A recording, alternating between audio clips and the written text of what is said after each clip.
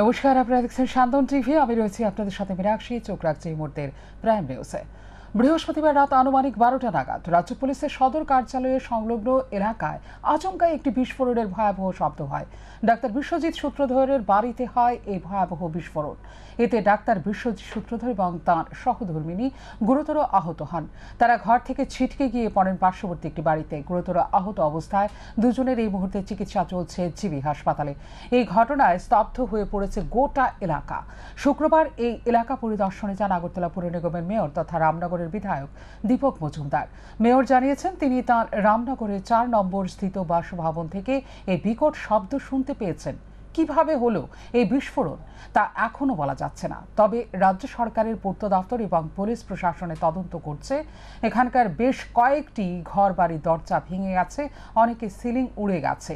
তিনি এও বলেছেন, বিভিন্ন জনের বিভিন্ন রকমভাবে মতামত দিচ্ছেন, কিন্তু এটা একটা অলৌকিক ঘটনাও হতে পারে। গতকাল রাত প্রায় 12টা নাগাদ বিকট আওয়াজে এলাকাবাসী সহ একটা আতঙ্কের মধ্যে তারা লক্ষ্য করেছেন যে এই বাড়িটির মালিক ডক্টর বিশ্বজিৎ সূত্রধর এবং তার সহধর্মী তারা এই প্রচণ্ড বিস্ফোরণটা কী হয়েছে এখনও বোঝা যাচ্ছে না।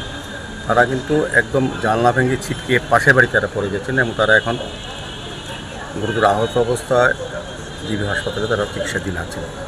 তো এটা একটা আশ্চর্যের বিষয়। আশেপাশে প্রচুর বাড়ি, এমনকি আমার বাড়ি রামনগর 4 নম্বর, আমার বাড়িতেও আমার জানলায় আমি আওয়াজটা পেয়েছি এবং জয়নগরে বহু অংশে মানুষ এটা আওয়াজ পেয়েছেন, কিন্তু তারা বুঝতে পারেনি এটা কিসের থেকে হয়েছে। আজকে সকাল থেকেই সবাই এসছেন আতঙ্কিত। এদিকে যারা আমি দেখি অনেকগুলি বাড়িতে, প্রত্যেকের বাড়িতেই দরজা ভেঙে গেছে, গ্লাস তো সমস্ত বিল্ডিংয়ে ভেঙে গেছে, ভিতরে সিলিং পর্যন্ত উড়ে গেছে। এটা আশ্চর্যভাবে এটা কিসের থেকে হয়েছে এখনও বোঝা যাচ্ছে না। তো আমাদের রাজ্য সরকারের পুলিশ দপ্তর থেকে আরক্ষা দপ্তর থেকে এটা তদন্ত করা হচ্ছে। ফরেন্সিক ডিপার্টমেন্টে এসছে, সার্বিকভাবে তারা ঘুরে চেষ্টা করছেন, উপলব্ধি করার চেষ্টা করছেন বা অনুধাবন করার চেষ্টা করছেন এটা কিসের থেকে এরকমটা হয়েছে। এখনও পর্যন্ত বিপজ্জনক যা দেখলাম, এবং তারা ভগবানের আশীর্বাদই বেঁচে আছেন আমার বিশ্বাস। এটা একটা অলৌকিক ঘটনার মতো। এটা থেকে অনেকে অনেকভাবে মন্তব্য করছেন, কিন্তু এটা এখনও তদন্তে বেরিয়ে আসেনি কী হচ্ছে। আসন্ন ত্রিস্তর পঞ্চায়েত নির্বাচনে আম্বাসা ব্লকের 7টি গ্রাম পঞ্চায়েতে 65টি আসনে নির্বাচনের জন্য 138টি মনোনয়ন জমা পড়েছে। অন্যদিকে পঞ্চায়েত সমিতির 7টি আসনের জন্য 24টি মনোনয়নপত্র জমা পড়েছে। এর মধ্যে শুক্রবার স্ক্রুটিনি শেষে গ্রাম পঞ্চায়েতের 138টি মনোনয়নপত্রের মধ্যে 2টি মনোনয়নপত্র বাতিল হয়েছে। পঞ্চায়েত সমিতির 24টি মনোনয়নপত্রের মধ্যে একটি মনোনয়নপত্র বাতিল হয়েছে। শুক্রবার বিকেলে স্ক্রুটিনি শেষে এমনই তথ্য জানালেন আম্বাসা ব্লকের ভিডিও তথা রিটার্নিং অফিসার মুনমুন দীপবর্মা। আমাদের নমিনেশন 18 তারিখ শেষ হয়ে গেছিল।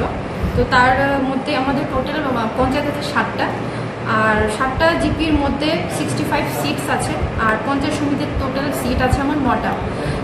এই 7টা গ্রাম পঞ্চায়েতের যে 65 সিট আছে তার মধ্যে আমার নমিনেশন করেছিল 138, আর 9টা আম্বাসা পঞ্চায়েত সমিতি সিটের এগেনস্টে টোটাল নমিনেশন করেছিল 24টা।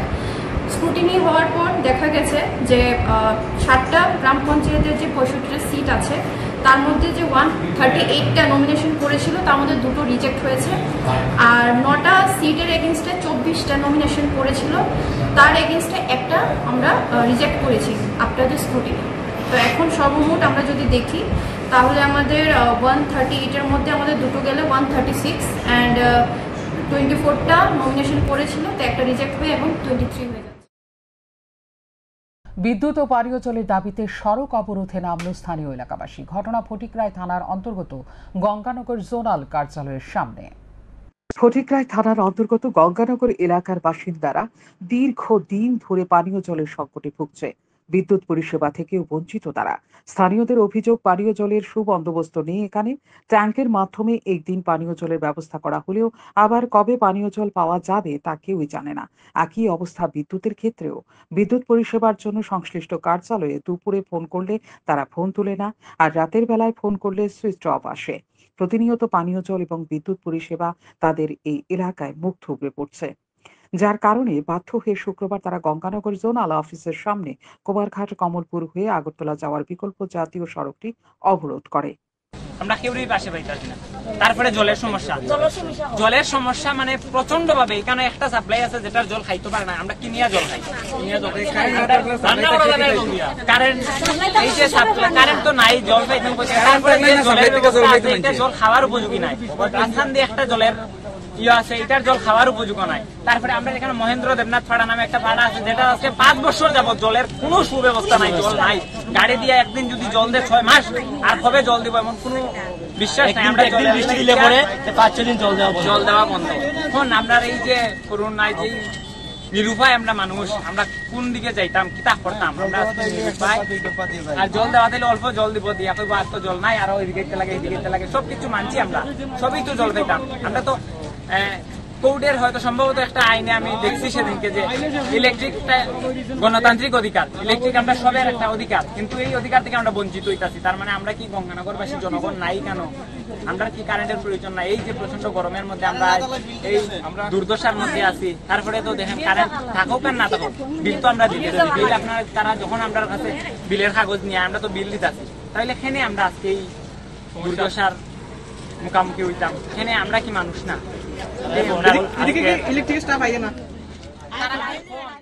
এদিন সকাল থেকে দুপুর পর্যন্ত স্থানীয়রা সড়ক অবরোধ চালিয়ে যায়, যার কারণে রাস্তার দুই প্রান্তে যান চলাচল স্তব্ধ হয়ে পড়ে। ঘটনাস্থলে ছুটে যায় পুলিশ এবং টিএসআর বাহিনীর জওয়ানরা, কিন্তু সংশ্লিষ্ট দপ্তরের কোনো পদাধিকারীদের দেখা যায়নি এই অবরোধ স্থলে। শান্তন টিভি শয্যাশায়ী করে দিল ঘরের একমাত্র উপার্জনশীলকে। স্বামীর শিওরে বসে চোখ দিয়ে জল গড়িয়ে পড়ছে অসহায় স্ত্রীর বক্তব্য, তাঁর স্বামী স্বপন দাস চরিলামের এক সিপিআইএমের মিছিলে গিয়েছিলেন। সে সময় বিজেপি আশ্রিত দুর্বৃত্তদের হাতে আক্রমণের শিকার হয়েছিল। দীর্ঘ 5 মাস জিবি হাসপাতালে চিকিৎসার পর বাড়ি ফেরে, কিন্তু পায়ে গুরুতর আঘাত এখনো সেরে উঠতে পারেনি। বর্তমানে স্বপন দাসের স্ত্রী সরস্বতী দাস মানুষের বাড়িতে গৃহ পরিচারিকার কাজ করে স্বামীর চিকিৎসা করছেন। এরই মধ্যে বৃহস্পতিবার জিবি হাসপাতাল থেকে বিশালগড় যাওয়ার সময় স্বামীর চিকিৎসার যাবতীয় নথিপত্র হারিয়ে ফেলেছেন। এখন স্বামীর চিকিৎসা করতে বড়সড় ব্যাঘাত ঘটবে। এই অবস্থায় তিনি সহযোগিতার দাবি করছেন মানুষের কাছে। যদি কেউ তার স্বামীর নথিপত্র পেয়ে থাকেন তাহলে অবশ্যই যেন থানায় যোগাযোগ করে পরিবারের হাতে তুলে দেওয়ার ব্যবস্থা নেয়। 1 বছর 8 মাস হয়েছে। 8 মাসের ভিতরে হে মিছিল গিয়া সেটা শহীদ মিয়া একবারে মৃত্যু একবারে পরিষ্কার। আমার বেড়ার হাত পাও ভাঙছে পর আমি নিরুপায়, আমি গরিব, হাতে কাজ করি, পেটে খাই। ওখানে আমার নিরুপায়, ওখানে আমি কি করা যায়? তখন মানে হ্যাঁ তারা জিবি এবার করে গেছি জিবি গিয়া মানে হ্যাঁ ডাক্তার দেখাইছি পর 5 মাস আমি মানে হ্যাঁ ভর্তি আসলাম হেরলিয়া। 5 মাসের থেকে তারা মানে হ্যাঁ যেহেতুই প্রদিষ্ট বলেছে এতটুকুই আমি চিকিৎসা করে ওখানে আনছি। ওখানে আমি জিবিতে কালকা গেছিলাম, এই কাগজপত্র মানে হ্যাঁ লইয়া সব জিবির ছুটির কাগজ, ওষুধের প্রেসক্রিপশন এটা লইয়া আমি গেছিলাম। জিবির বাসে উঠছি, আইবার সময় জিবির বাস দিয়ে বিশালগড় নামছি। বিশালগড় থেকে অটো তুলছি। এখন কি জিবির বাসই কাগজপত্র হারানো গেছে ফাইল দেয়া না অটোতেই হারানো গেছে আমার খেয়াল নাই। ওখানে এটি যে ওই পান বাইক ওই বাবু কই কিংবা যেডুই ডাকি। আসন্ন ত্রিস্তর পঞ্চায়েত নির্বাচনে প্রদেশ বিজেপির পক্ষ থেকে স্বচ্ছ শিক্ষিত লোককে প্রার্থী করার কথা বলা হলেও দক্ষিণ ত্রিপুরা জেলা পরিষদের 7 নম্বর আসনে বিজেপি প্রার্থীর নাম ঘোষণা করার পর থেকে দক্ষিণ জেলা জুড়ে সমালোচনা শুরু হয়েছে। কারণ দক্ষিণ ত্রিপুরা জেলা পরিষদের 7 নম্বর আসনে বিজেপি প্রার্থী করেছে নীতিশ ওরফে সুমন দেবনাথকে। একটা সময় যুব মোর্চার দক্ষিণ জেলা সভাপতি থাকলেও তার বিরুদ্ধে রয়েছে একাধিক অভিযোগ। করোনার প্রকোপে চলাকালীন সময় কোভিড রুলস ভঙ্গের অভিযোগ রয়েছে তার উপর। এছাড়াও ঠিকাদারকে হুমকি প্রদর্শন, নগদ অর্থের দাবি, সেই সকল গুরুতর অভিযোগ রয়েছে তার বিরুদ্ধে। মুখ্যমন্ত্রীর নির্দেশে একটা সময় পুলিশ তাকে গ্রেপ্তার করে, পদ থেকেও সরিয়ে দেওয়া হয়। তারপর বেশ কিছুদিন সে কোণঠাসা থাকে। শান্তির বাজারে কান পাতলে শোনা যায় 2018 সালে বিজেপি সরকার প্রতিষ্ঠার পর সুমন দেবনাথ কিভাবে রাতারাতি ধনী লোকের তালিকায় নাম লিখিয়েছে। কোণঠাসা থাকার পর সুমন দেবনাথ ধীরে ধীরে মুখ্যমন্ত্রীর কাছের লোক হিসেবে নিজেকে পরিচিতি দেওয়ার চেষ্টা করে, যার সুবাদে এবার দক্ষিণ ত্রিপুরা জেলা পরিষদের 7 নম্বর আসনে বিজেপি তাকে প্রার্থী করে। প্রার্থী হওয়ার পর স্বমহিমায় ফিরে আসে সুমন দেবনাথ। শুক্রবার দলীয় কর্মী সমর্থকদের সাথে নিয়ে শান্তির বাজারে বেদাগা বাজারে এক মিছিল সংগঠিত করে। সুমন দেবনাথ এদিন সংবাদ মাধ্যমের মুখোমুখি হয়ে প্রদেশ বিজেপি নেতৃত্ব সহ মুখ্যমন্ত্রীকে ধন্যবাদ জানায় তাকে প্রার্থী করার জন্য। পাশাপাশি সে দাবি করে বিপুল ভোটে সে নির্বাচনে জয়লাভ করবে। তবে নীতিশ ওরফে সুমন দেবনাথকে জেলা পরিষদের 7 নম্বর আসনে প্রার্থী করা চাপা ক্ষোভ দেখা দিয়েছে একাংশ বিজেপি কর্মী সহ সাধারণ মানুষের মধ্যে, কারণ তার বিরুদ্ধে একাধিক অভিযোগ থাকার পরও দল তাকে প্রার্থী করেছে। পার্টি জানেন বরাবরই প্রত্যেকটা নির্বাচনে, লোকসভা নির্বাচনে দেখেছেন, আমাদের বিধানসভা নির্বাচনে দেখেছেন, কাজের নিরিখে মানুষ ভারতীয় জনতা পার্টির পক্ষে দলে দলে আসছে এবং মানুষ সমর্থন করছে। আজকের দিনে ঘরের ছেলেকে পেয়ে অনেক খুশি এবং প্রত্যেকটা কার্যকর্তার মধ্যে উন্মাদনা এবং প্রত্যেকটা উৎসাহ আছে যে আগামী 8ই আগস্ট ভোটদানের মাধ্যমে, ব্যালট পেপারে ভোটদানের মাধ্যমে 12ই আগস্ট বিপুল ভোটে এটা জয়যুক্ত করার জন্য মানুষই বলছে। আমি নিশ্চিত আমার সাথে 1969 সালের 19শে জুলাই গোটা দেশ জুড়ে প্রাইভেট ব্যাংকগুলোকে রাষ্ট্রায়ত্তকরণ করা হয়েছিল। রাষ্ট্রায়ত্তকরণের মধ্য দিয়ে সাধারণ মানুষের মধ্যে ব্যাংকিং পরিষেবা পৌঁছে দেওয়ার সিদ্ধান্ত নেওয়া হয়েছিল তৎকালীন সময়ে। সেই সময় থেকে আজ পর্যন্ত 19শে জুলাই দিনটিকে ব্যাংক রাষ্ট্রায়ত্তকরণ দিবস হিসেবে পালন করা হয়। শুক্রবার এক সাংবাদিক সম্মেলনের মধ্য দিয়ে United forum of bank union Tripura রাজ্য কমিটি সার্বিক বিষয়টি তুলে ধরে।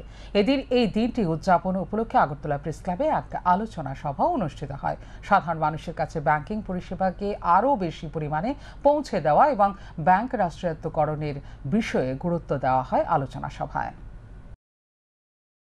19শে জুলাই 1969 সালে 19শে জুলাই সারা ভারতবর্ষে ব্যাংক ন্যাশনালাইজেশন হয়, অর্থাৎ যে প্রাইভেট ব্যাংকগুলিকে রাষ্ট্রায়ত্তকরণ করা হয়। রাষ্ট্রায়ত্তকরণের মাধ্যমে সাধারণ মানুষের কাছে ব্যাংকিং পরিষেবা পৌঁছে দেওয়া, সাধারণ এবং ক্ষুদ্র ব্যবসায়ী থেকে শুরু করে সমাজের সমস্ত অংশের মানুষের কাছে ব্যাংকিং পরিষেবা পৌঁছে দেওয়ার লক্ষ্যেই তদানীন্তন সরকার ব্যাংক ন্যাশনালাইজেশন করেছিলেন। তো আমরা প্রত্যেক বছর ত্রিপুরা রাজ্যে ইউনাইটেড ফোরাম অফ ব্যাংক ইউনিয়ন্সের পক্ষ থেকে এই ব্যাংক ন্যাশনালাইজেশন ডে পালন করি এবং আমরা আপনাদের মাধ্যমে নলছড় ব্লক পঞ্চায়েত সমিতির অন্তর্গত কুমারিয়া কুছা গ্রামের বাগমারাতে একটি মোরগের খামার স্থাপন করা হয়েছে, যার নাম সুখেন দেবনাথ লেয়ার ফার্ম। প্রায় 8 মাস ধরে এই লেয়ার অর্থাৎ ডিম উৎপাদনকারী মোরগের ফার্মটি চালু রয়েছে। বর্তমানে গত প্রায় 5 মাস ধরে এতে প্রতিদিন 14 থেকে 16,000 করে ডিম উৎপাদিত হচ্ছে। এই উৎপাদনকারী ফার্মটিকে বন্ধ করে দেওয়ার জন্য এলাকার কিছু সংখ্যক লোক প্রশাসনের কাছে আবেদন করেছে। শুক্রবার সোনামুড়া মহকুমার অতিরিক্ত মহকুমা শাসক, প্রাণী সম্পদ বিকাশ দপ্তরের আধিকারিক, deputy magistrate and collector Melaghar, পরিবেশ দূষণ নিয়ন্ত্রণ পর্ষদের আধিকারিক সহ বেশ কয়েকজন সরকারি পদাধিকারী কুমারিয়া কোছা গ্রামের সুখেন দেবনাথ লেয়ার ফার্ম অর্থাৎ ডিম উৎপাদন মোরগের খামারটি দেখতে যান। প্রশাসনিক কর্তারা খামারের মালিক সুখেন দেবনাথ সহ অন্যান্যদের কাছ থেকে যাবতীয় তথ্য সংগ্রহ করেন। ইতিপূর্বে মহকুমা ম্যাজিস্ট্রেট যে আদেশ দিয়েছিলেন সেটা ফার্মের কর্তৃপক্ষ পরিপূর্ণভাবে পালন করছে কিনা সে বিষয়টা খানিকটা খতিয়ে দেখেন। মহকুমা ম্যাজিস্ট্রেটের আদেশ পালন করার কথা বলেন। শুক্রবার উমাকান্ত মিনি স্টেডিয়ামে শুরু হয় ঘরোয়া দ্বিতীয় ডিভিশন ফুটবলের আসর। রাজ্যের মন্ত্রী সুশান্ত চৌধুরী এই আসরের আনুষ্ঠানিক সূচনা করেন। এবারের এই আসরে মোট 8টি ক্লাব অংশ নেয়। উপস্থিত ছিলেন মন্ত্রী সুশান্ত চৌধুরী সহ ত্রিপুরা ফুটবল অ্যাসোসিয়েশনের পেট্রন রতন সাহা, সচিব অমিত চৌধুরী, সহসভাপতি অমিত দেব সহ আর অনেকে। উদ্বোধনী ম্যাচে মুখোমুখি হয় গত বছরের তৃতীয় ডিভিশন ফুটবলের চ্যাম্পিয়ন স্কাইলার ক্লাব এবং রানার্স এনএসআরসিসি। ম্যাচে স্কাইলার ক্লাব 3-0 গোলের ব্যবধানে হারিয়ে দেয় আরসিসিকে। মন্ত্রী সুশান্ত চৌধুরী জানিয়েছেন, ফুটবলে ত্রিপুরা রাজ্যে একটা ঐতিহ্য রয়েছে।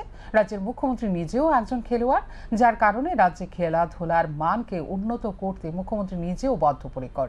সেই লক্ষ্যকে সামনে রেখেই কাজ করছে রাজ্য সরকার। ত্রিপুরা রাজ্যের একটা ঐতিহ্য রয়েছে ফুটবলে এবং খেলাধুলার দিকে।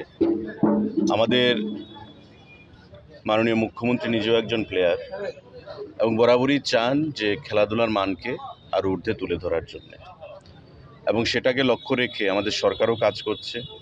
আপনারা দেখেছেন যে বিগত কয়েক বছরে আমাদের সরকার গঠিত হওয়ার পর একদিকে যেমন আমরা নেশার বিরুদ্ধে যুদ্ধ, যুব সমাজকে খেলাধুলার প্রতি আকৃষ্ট করা এবং খেলাধুলার মানকে পরিকাঠামোগত দিক থেকে ঊর্ধ্বে তুলে ধরা, এবং সেদিক থেকে ত্রিপুরা ফুটবল অ্যাসোসিয়েশন একটা সদর্থক ভূমিকা গ্রহণ করেছে এবং প্রতিবারই তারা বি ডিভিশন, এ ডিভিশন, সি ডিভিশন, রাখাল শিল্ড এই যে টুর্নামেন্টগুলো তারা আয়োজন করে থাকে। এবারও সেটা আজ থেকে শুরু হয়েছে। আমরা আশা করব যে দুটো দল এখানে খেলায় অংশগ্রহণ করেছে তারা ভালো ফুটবল খেলার উপহার দেবে এবং যতই দিন গড়াবে, যতই এই বি ডিভিশন ফুটবল টুর্নামেন্ট সেখানে এগোতে থাকবে, যে ক্লাবগুলো রয়েছে, যে পার্টিসিপেন্টস, তারা আরও ভালো ফুটবল খেলার উপহার দেবে। একদিকে ভালো খেলা বা খেলাধুলার মাধ্যমে যেমন আমাদের শারীরিক এবং মানসিক বিকাশ ঘটে, ঠিক তেমনি বন্ধুত্বপূর্ণ সম্পর্ক স্থাপন করা। এখনকার মতো এই মুহূর্তে সংবাদ এই পর্যন্ত। অন্যান্য আপডেটস দেখার জন্য অবশ্যই নজর রাখতে হবে সান্দন টিভির পর্দায়। সান্দন টিভি, দায়বদ্ধতাই যার ঐতিহ্য।